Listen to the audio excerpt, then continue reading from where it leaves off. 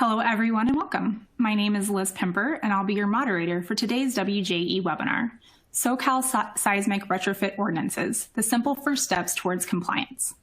During the next hour, WJE expert Conrad Paulson will review how these mandatory seismic retrofit ordinances are typically issued, how to find out if your building has been legally notified, and the steps it takes to achieve compliance for the buildings in your care. This presentation is copyrighted by West Jenny Elfner Associates. And now I will turn it over to Conrad to get us started. Conrad? Good afternoon. Thank you, Liz, and hello to all of our attendees on the line. Let's get started. Here's what we're going to try to cover today. We're going to help you on the process to identify whether your building is subject to an ordinance or not. And then we will also go through the various steps to achieving compliance, the milestones on the way, and what it takes to get full compliance with an ordinance at the very end of the process. Today's focus will be on commercial buildings, and there are two particular types of structures that are predominantly commercial buildings that also fall into the mandatory ordinance category. One is called non-ductile concrete buildings. The other is called Pre-Northridge steel moment frame buildings. We'll take a look at each of those in a slide or two. We're not going to look at the wood frame buildings, and we'll explain why in a couple more slides. And then we're going to focus on ordinances in Southern California for two main reasons. Legal milestones here in Southern California are becoming due before the end of this year. And then Northern California cities have yet to adopt mandatory ordinances for these two types of structures that are predominantly commercial buildings. Non-ductile concrete buildings are nicknamed brittle buildings in some parts of the world, for example, in New Zealand. And the photo at the right, which is from here in Southern California, the Olive View Hospital up in the San Fernando Valley. It was a brand new hospital constructed about 1970, and in the 1971 Sylmar earthquake, it was all but destroyed. It was rendered so badly damaged that it was torn down. The feature of this concrete building is that it's a non-ductile building. And so what is non-ductile? Think of a wooden pencil. You try to bend it and it snaps. Compare and contrast that to the behavior of our classic little metal paper clip. We can bend it and unbend that several times, and it will hang in there. Now, we usually do think of steel as ductile, like our little paper clip, but sometimes if there's a problem with how the building is put together, steel may actually behave brittle. And we learned that lesson in the 1994 Northridge earthquake. In the photo on the right is going to get a little bit technical here. We see a portion of what is called a beam to column connection. It's a welded steel moment connection in terms of the technical vocabulary.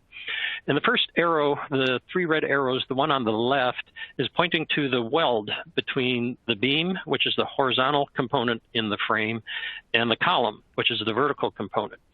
That weld had a defect in it that resulted in brittle behavior at the weld, and that brittle behavior propagated by a crack fracture going into the flange of the column. That's the middle red arrow. Some of those flanges are perhaps 1 to 2 inches thick, a lot of steel. And then that crack continues to propagate into what is called the web of the column, and that's at the third arrow. And by the time that crack stopped propagating, it had worked its way through half of the width of that column. And so this obviously severely compromises the strength of that connection, that column, that building. And as a result of this Northridge problem, we're looking at upgrading some of these moment frame buildings. Why not wood frames today? Because they are predominantly residential is one thing. We want to focus on commercial buildings today. And then in most of these jurisdictions, because these are residential, the cities have fast-tracked compliance to these buildings. People live here, and collapse of these buildings in the Northridge earthquakes was the primary cause of fatalities. And so the cities want to mitigate that hazard as soon as they can, and they have fast-tracked these. The other thing is a few more mandatory ordinances we won't talk about are the mature ordinances. For example, tilt-up concrete buildings and unreinforced masonry wall buildings. The mandatory compliance date for full compliance has passed on those, and so we nicknamed them mature ordinances. This building should be in compliance already, and so there's no compelling reason to talk about those ordinances today. Why have governments imposed these mandatory retrofit requirements? The biggest motivating factor is to protect the lives of the city's residences. These buildings collapsed. The brittle concrete buildings collapsed, the wood frame buildings collapsed, and those collapses are the cause of fatalities in earthquakes. The other thing is there is economic motivation, a regional economic motivation, and a jurisdictional motivation. If we improve these problematic buildings so they are less damaged, cause less injuries, are less likely to collapse, the city can respond or better distribute their first responder resources. They won't be challenged with so many collapsed buildings, perhaps. And then it allows the city to recover quicker from the earthquake with fewer hospitalizations, fewer fatalities, and so on. The city can get back to normal in a lesser amount of time. And so on the aggregate, if a large number of jurisdictions take this measure and we get a whole bunch of these buildings upgraded, it actually does help with the regional economy. So the takeaways are we're doing this to protect the lives of people. There are regional benefits to this in the economy. However, for individual buildings, implementation of a mandatory retrofit does not necessarily prevent damage in an earthquake. Even sound buildings might get some damage in the earthquake. The objective is that they not be damaged so much as to collapse, and the damage be controlled so the building occupants can exit the building after the earthquake. We'll help you now try to determine whether the building under your care is subject to one of these mandatory ordinances. And we'll do that by working through the steps to answer these three questions. First of all, where is your city located? In Southern California, these three cities here, the cities of Los Angeles, Santa Monica, and West Hollywood, all have mandatory retrofit ordinances for these two particular classes of commercial buildings. And the two classes are based on their structural system, either a non-ductile concrete building or a pre-Northridge steel moment frame building. The third question to be answered is, when was that building built? For Southern California and the ordinances that we're dealing with here, we can reduce it to a couple of broad brush dates. If you have one of these non-ductile concrete buildings, if it was built before 1979, you're most likely subject to the ordinance. If you have one of the pre-Northridge steel frame buildings, before 1996 construction date will trigger the ordinance for that building. Consult the ordinances themselves for the specific dates. They vary a little bit amongst the three jurisdictions here. The type of building can actually be obvious from the outside in a few instances. For example, this building here, seen in the photo, the style, the aesthetic appearance, you look at that and say, oh, that's a handsome mid-century modern building. Then you look a little closer and you can see that the columns are concrete. The walls on the right are concrete. The overhanging slabs at the front of the building are concrete. And so between the age, mid-century modern was popular during the 1960s, for example, and the concrete aspects, you could figure out that this building is possibly subject to the ordinance in one of these three cities we're talking about. However, it's not always that apparent. Like this large box-like structure here, it is actually another mid-century modern design. It's all sheathed in some very interesting book-matched travertine cladding. But this big windowless behemoth is actually a former data center for a banking facility. And you look at it from the outside like this, you cannot tell what's on the inside in terms of the load-bearing and the seismic resisting structure. It could be steel, it could be concrete. We have no idea. And in the end, for these kinds of buildings, and in fact for many buildings where the columns are clad, you have a curtain wall window, for example, across the facade of the whole building, you really can't tell it from this sidewalk type view what kind of building You will most likely need to get assistance from a knowledgeable engineer or architect to make some of the determinations to figure out whether your building is subject or not. However, the cities have made a preliminary identification. Each of these cities have conducted sidewalk surveys of the buildings. Some from city staff has done that. Other areas, the city has retained an outside consultant to do these surveys, and they've attempted to identify whether the building, again, based on a sidewalk survey, they don't enter the building, they don't step onto private property in these surveys typically, whether it's a non-ductile concrete building or a Pre-Northridge moment frame building. And based on these city-conducted surveys, orders to comply have been issued to building owners, notifying them of the need to conform with this mandatory seismic retrofit. The orders look a little bit different from each city and may have a slightly different name. On the left here is an example from the city of Los Angeles. They call it an order to comply. West Hollywood also calls it an order to comply. The city of Santa Monica, I believe, is calling it notice to mandatory retrofit. Now, where do these notices go?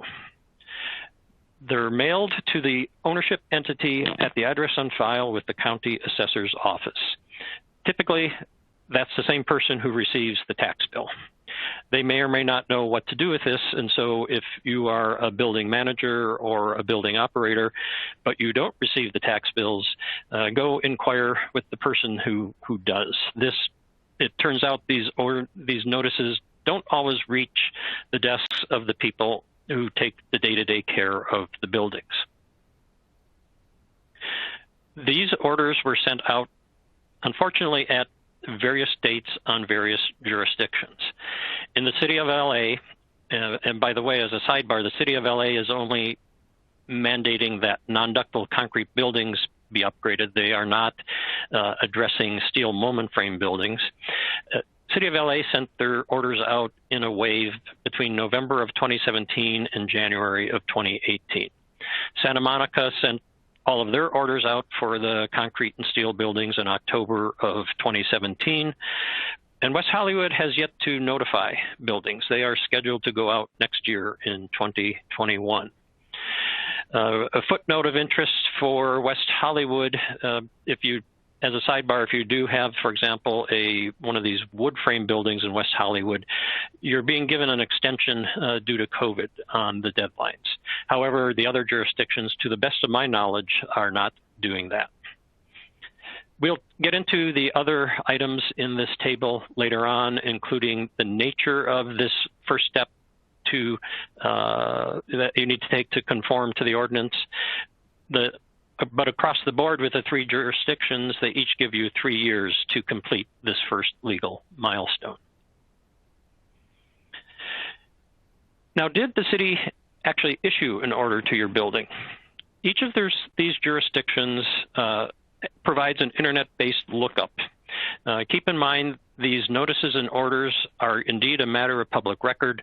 They're put on file with the county recorder's office. They're attached to the assessor's parcel number for your building. And so it is a matter of public record and can be looked up. In the resources list that we have on your view screen here for this webinar, you can download a PDF file that we prepared with instructions and hyperlinked URLs for each of these 3 cities, and you can get to that information. In the next 3 slides, I'll quickly step through the 3 jurisdictions and their lookup tool. For example, City of Los Angeles, the appropriate URL is this rather complicated one, and so we suggest you go to the handout to get to that URL.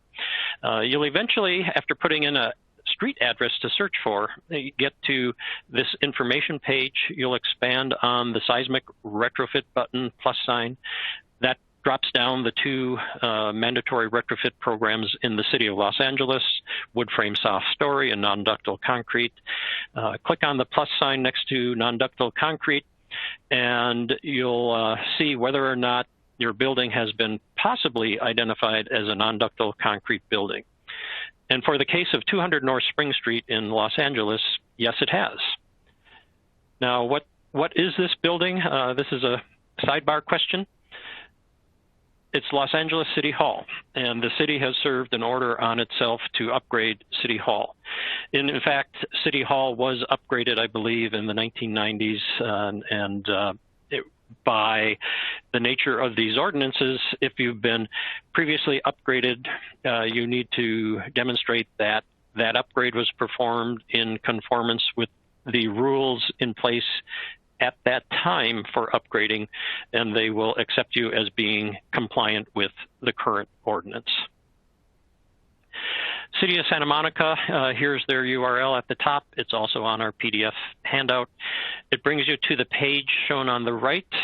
Scroll down to the area labeled, is your building on the list? And they give you two options. There's a link called Explore Searchable Map, and then another one, View Cities Open Data. On the searchable map, you can scroll around on the GIS map that is produced when you click on that link, and you can find your building graphically on the map for the city of Santa Monica. The open data link brings you to a combined map and tabular type lookup that you can punch in the address, and that search engine will try to find your address in the Santa Monica table. West Hollywood also has a table format lookup. Their URL is very rememberable, weho.org/seismic. And look on their landing page, their Seismic Retrofit Program landing page, for a link called Visual Survey of Properties Subject to the Seismic Retrofit Ordinances. Click on that link and you'll be taken to the website that has the searchable table, and you can look for your building address in the West Hollywood's tabular list. Now, what if your building didn't receive an order? What is your obligation? Well, the mandatory retrofit ordinances each have a passage in them, something like we show here on the screen. The wording varies somewhat from ordinance to ordinance, but the gist is what we see here. It says, quote unquote, failure of the owner to receive an order shall not relieve the owner of any obligation to comply with the provisions of this ordinance. In other words, if you did not receive the order, it got lost in the mail, or maybe even the city failed to issue an order to your building. If you have a non-ductile concrete building or a pre-Northridge moment frame building in the applicable of the three jurisdictions, you still have an obligation to implement the retrofit. It is still mandatory even though you did not receive an order. So the takeaways here from this section of our webinar are: the legal notice is sent out to the owner of record at the address on file with the county assessor. And so if the owner of record who receives the tax bill is an LLC located in Kansas City, this order to comply goes to the LLC in Kansas City. It may not go to the office of the building. These orders to comply are a matter of public record, and we give you a handout so that you can go to the lookup web pages in each of these three jurisdictions to find out whether your building, or if you're curious, whether your neighbor's building is subject to one of these ordinances.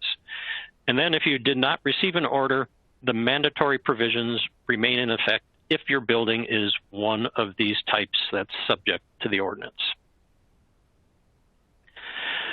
So we gave a preview of what we call the first milestone, the 3-year milestone obligation under each of these mandatory ordinances, and we'll step through them for the 3 cities in this section of the presentation. So what are these milestones? For Los Angeles and the non-ductile concrete building, it's completing a checklist. The city provides a template for that. The checklist asks for some very basic engineering data and is a straightforward process. And for each of these 3 jurisdictions on the following slides, we'll drill down a little bit deeper into what they are asking for their first legal milestone.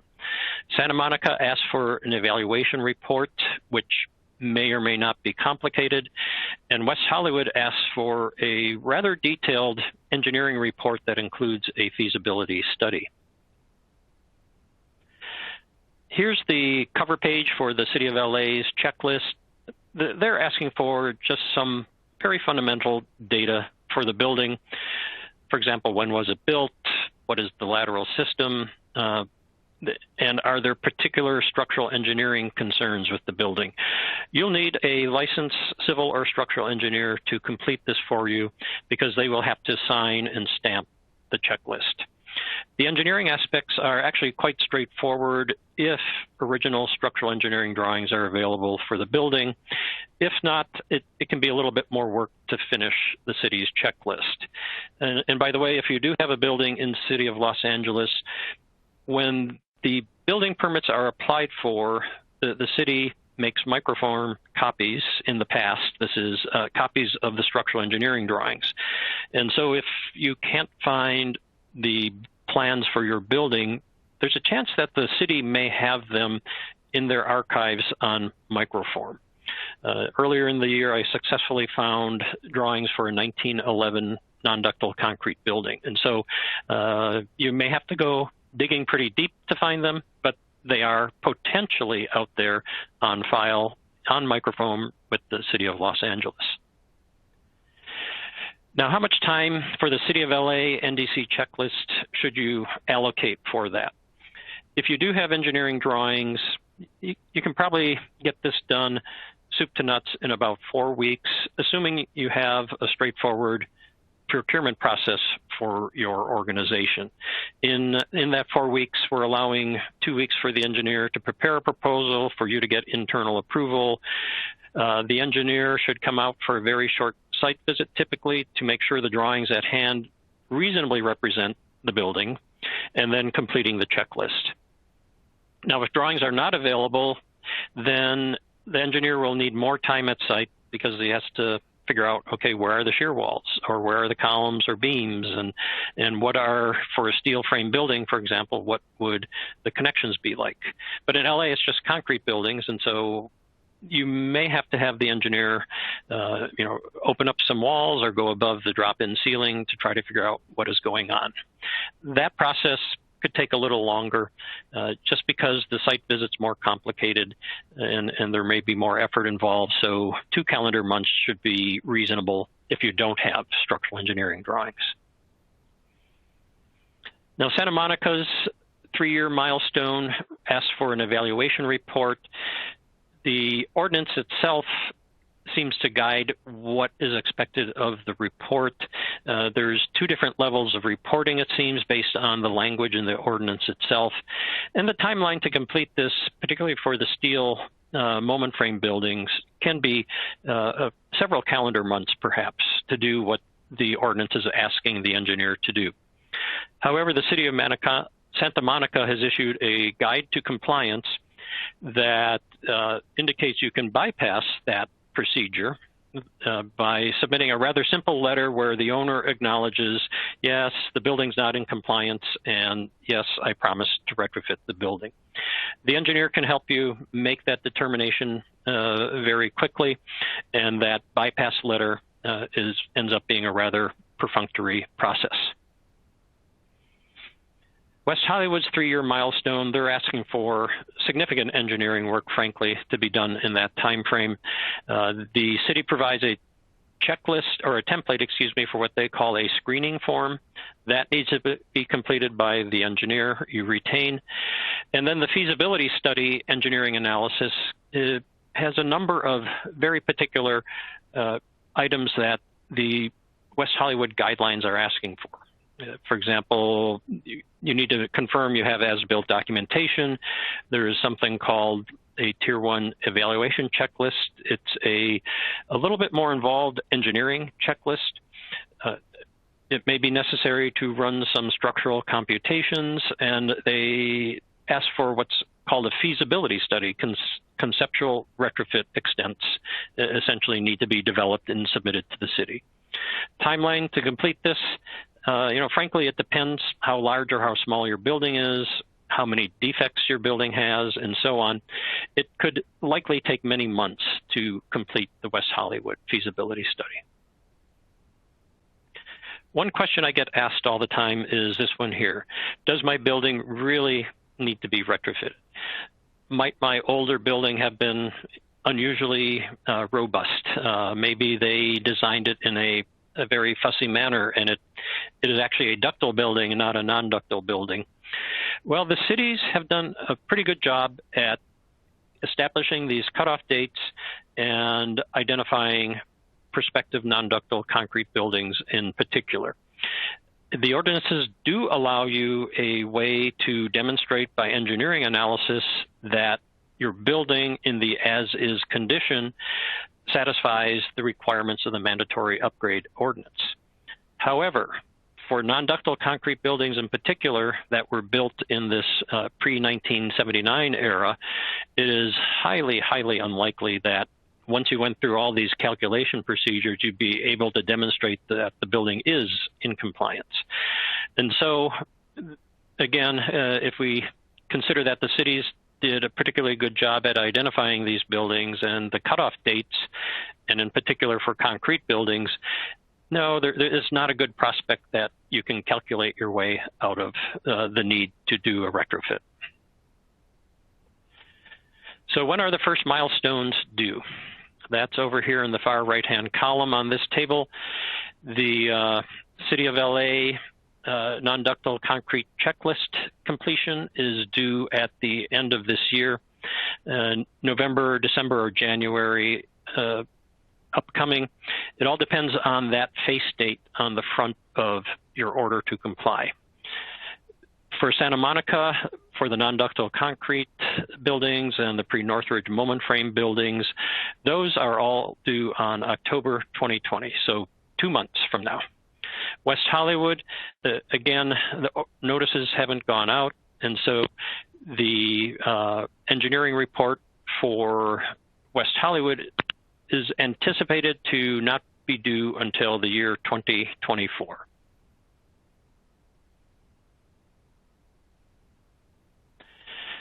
So a few more things here. The number of buildings that are subject to the these ordinances, this is based on the screenings that the city itself conducted that I mentioned earlier. You can see here the City of Los Angeles non-ductile concrete building survey dominates this landscape in Southern California. 1,323 buildings have been identified by the city as non-ductile buildings requiring seismic retrofit. Santa Monica has identified 49 concrete buildings, and West Hollywood has identified 27. Regarding the steel moment frames, again, City of LA is not mandating upgrade, but in Santa Monica, they believe they have 74 buildings, and West Hollywood believes that they have 16 buildings. Additionally, in West Hollywood, there are 40 buildings the city has looked at and said, well, maybe it's a concrete building, maybe it's a steel moment frame building, we can't tell. But they've added those to the list, intend to notify the owners, and the owners will need to make the determination, is it a concrete building, is it a steel frame building, and if it's either one of those, is it subject to the ordinance, or can the owner clearly demonstrate that it's not subject to the ordinance? City of Los Angeles have been tracking compliance.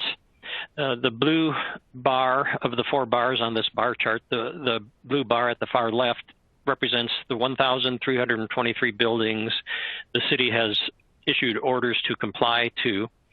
The next bar over shows that 83 of those buildings have filed their checklist. That's only 6.3% of the buildings, and these checklists are due only in a handful of months.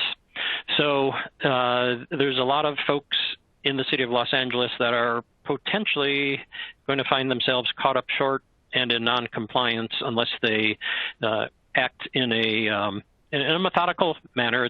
You still have 4 months or so. Act in a methodical manner to get the checklist completed. Of interest, of those roughly 1,300 buildings, 20 have already completed the engineering drawings for the retrofit and have their building permit in hand. And there's actually 1 building of the 1,300 that has already physically constructed the seismic retrofit required by the mandatory ordinance. So takeaways, the two jurisdictions, City of Los Angeles and the City of Santa Monica, have mandatory milestones to comply with before or near the end of this year. In the City of Los Angeles in particular, and possibly also in Santa Monica, that first milestone can be straightforward if you have drawings for your building and if it's clear that the building does require a seismic retrofit. And then the vast majority of NDC buildings in Los Angeles, based on statistics gathered by the City of LA itself, have yet to submit their checklists. In this section, we will take a look at the remaining steps and challenges to full compliance. In the City of Los Angeles, for example, there are two more steps. In this section of this presentation, we'll talk about the City of LA again because their inventory of more than 1,300 buildings dominates the landscape in Southern California. The concerns we talk about for compliance with LA can be applied to compliance in Santa Monica and West Hollywood, but do keep in mind the compliance requirements are similar yet different among the three jurisdictions. The other two milestones and their legal timeline for the City of Los Angeles are the middle and lower of the horizontal bars on this chart. You need to get some retrofit plans prepared and your permit in hand, your building permit in hand, and they allow you 10 years to do that.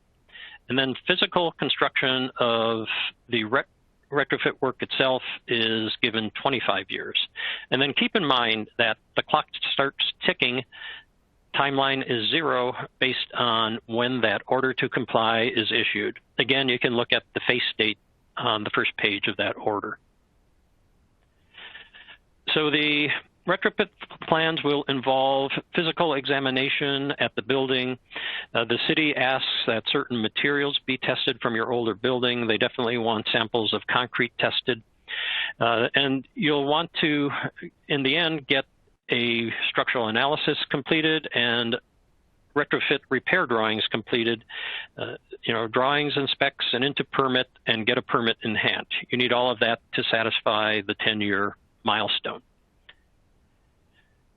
However, there's some other actions you might voluntarily consider within this first year timeline, and they're practical things. One question that always comes up, how much does this retrofit cost? It's really, really difficult to develop even a rule of thumb for that. Instead, what makes sense is to spend a little bit of engineering money at the front end early in the process and have the engineer prepare a conceptual design.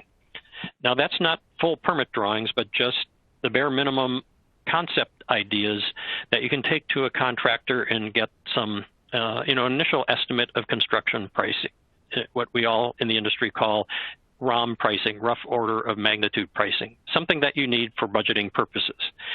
Other things is maybe you want to do some other upgrades at the same time besides seismic upgrades. Some of these seismic retrofits can be fairly physically invasive on the building, and you might want to upgrade MEP and other things at that same time. Now, sometimes in the City of LA, one of these concrete buildings will be a residential building, and if that's the case, you'll also need to consider something called the tenant habitability plan. That's an entirely separate topic. The city does have information about that on their website.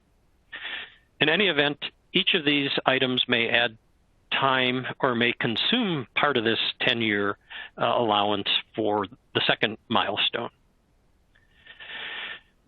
This second milestone process, even if it's a smaller building, will frankly most likely be a multi-year process, especially if you're going to do other improvements at the same time.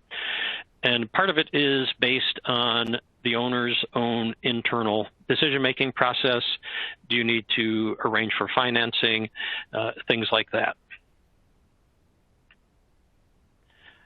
In the City of LA, the 25-year milestone is the full retrofit constructed and in place, and you also have what's called your certificate of occupancy in hand. That means the city has not only reviewed the drawings, but they've inspected the construction, reviewed the completeness of the physical work at the building, and they accept it as being appropriate and conforming with the mandatory ordinance. This 25-year milestone is driven by the construction process itself. How complex is it? Are you doing other items at the same time? You may choose to take a phased approach to this. In West Hollywood, they will allow you to do that. We'll get into that in a few more slides. And so the idea here with the third milestone in LA is once you get your retrofit drawings prepared and you have your building permit in hand, proceed in a methodical fashion to complete physical construction of your retrofit. A motivating factor for that is to minimize the effects of construction cost inflation.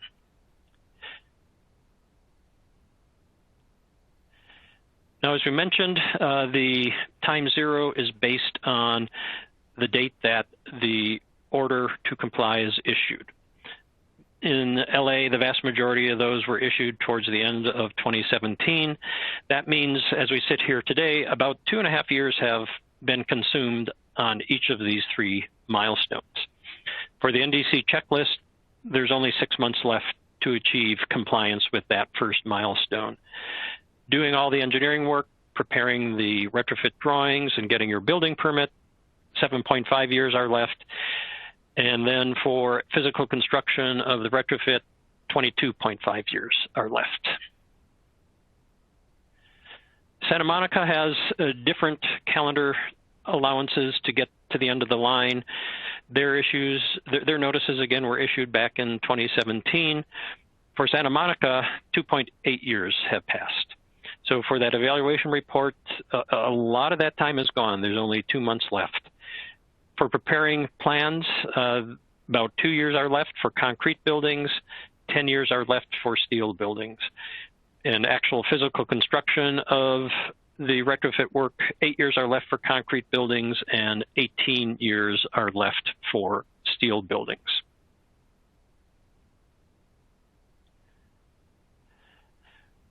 West Hollywood's legal milestones are shown on this slide. The clock will start to run when the order to comply is issued. Again, that's anticipated for sometime next year in 2021. They have broken it up into phases.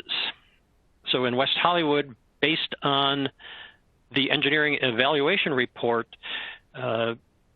the seismic deficiencies will be identified in the building, and they break it up into phase 1, where the major deficiencies are addressed, and then phase 2, where the remaining or lesser deficiencies are addressed.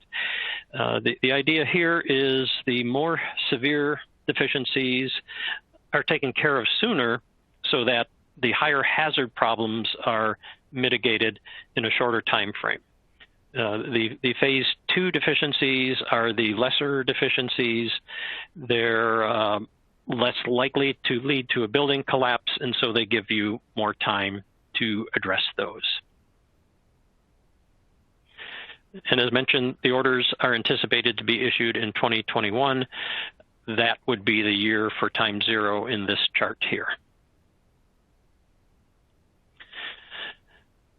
So if you have one of these buildings of interest today in either Santa Monica or Los Angeles, you should jump on this preliminary engineering activity to get the checklist done or the first engineering report done, depending on which jurisdiction you're in.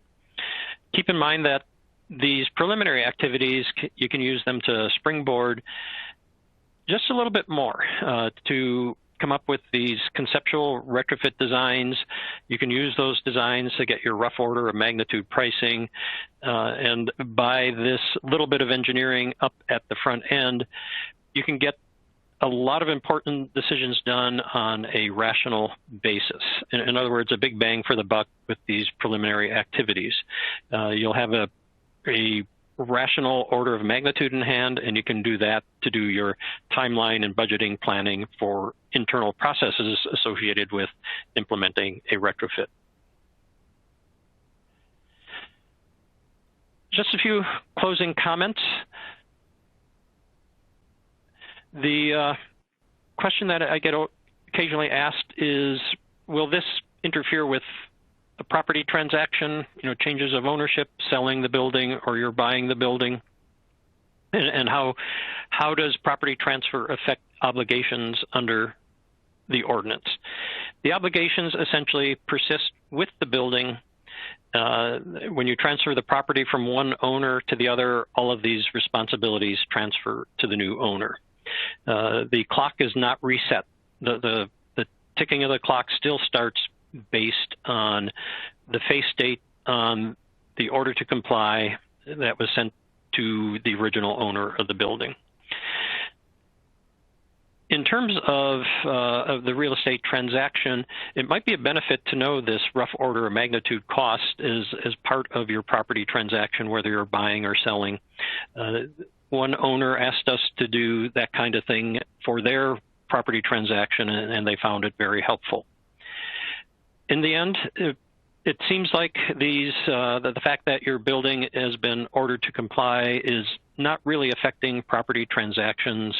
However, I would suggest talk to some of your colleagues out in the profession to see what their experiences are like with these real estate transactions. Overall, our recommendation here is if your building falls under one of these mandatory ordinances, start to take action now. Even if it's in West Hollywood, where you still have another 3 years to the first milestone. West Hollywood's first milestone is complicated. For the other two jurisdictions, the first milestone is legally due in a couple of months for Santa Monica and towards year end this year for Los Angeles. And keep in mind, the clock is ticking. And as I said, the deadlines in LA and Santa Monica are only a few months away. And with that, I thank you for your attention. And Liz, I believe we're going into the question and answer session. Yes, thank you, Conrad. As a reminder, if you have a question, please type it into the Q&A box and hit submit. We'll try to get to all the questions before the end of the hour, but if we don't have time to get to your question during the call, Conrad will follow up with you afterward. All right, let's go ahead and take our first question. For the City of LA checklist, can I fill out and submit the checklist for my building on my own? No, not for the City of LA. They have a legal requirement as part of their checklist to that the checklist be signed and sealed by a licensed structural engineer or licensed civil engineer from California. It's unlikely that the typical building will have this kind of engineer on staff.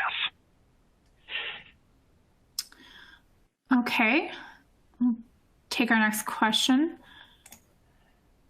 I have a building in LA that requires retrofit, and based on your presentation, I have over 20 years to complete the retrofit. What is the likelihood that a damaging earthquake will occur over the next 20 years? Oh boy, that's an interesting one. I wish we had a connection to Lucy Jones right now. We should be asking her this question. The pundits are saying Southern California is indeed overdue for a major earthquake. It's been roughly 25 years since the Northridge earthquake, and it's a statistical question. There's no firm number that one can say in the next 20 years, will a large damaging earthquake occur? That's really hard to predict or forecast. However, statistically, there is a good chance, and there is information out on the internet where, for example, some of Lucy Jones's reports would help estimate or speculate on that kind of thing. Okay, our next question. I was already planning to retrofit my building. Do I still need to submit a checklist or a report? The simple answer is yes. These are mandatory ordinances. You need to legally comply with what the ordinance is asking for. The front-end checklist or report, particularly in the City of LA and their checklist, is a straightforward procedure. And the engineer who prepared your retrofit drawings can help you with both the checklist and the report. In fact, if you already have retrofit drawings in hand, the engineering work behind that should make even the complicated report asked for by the City of West Hollywood would make that a straightforward process. Okay, next question. Can you provide an estimated cost for the engineering work required for the first legal milestone in the various jurisdictions you covered? That's, unfortunately, there's no good rule of thumb. It will depend on whether you have drawings available or not. And we're drawings here, we mean structural engineering design drawings that, for example, would show the dimensions of the concrete column, how much reinforcing steel goes in the columns or the concrete shear wall, and so on. If you have those kind of drawings, the cost would be, I can subjectively say it's a modest cost to do that if you have engineering drawings in hand, and if your jurisdiction is the City of LA and you're dealing with the City of LA checklist.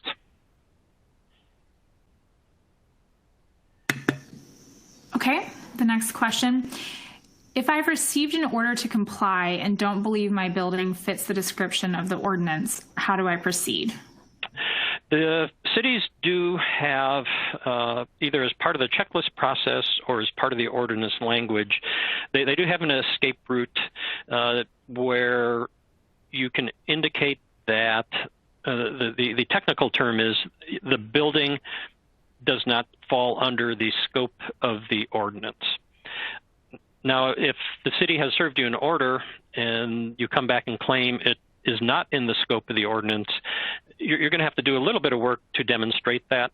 For example, let's say you have in the city of Los Angeles, they say you're a concrete building, but actually you're a steel frame building.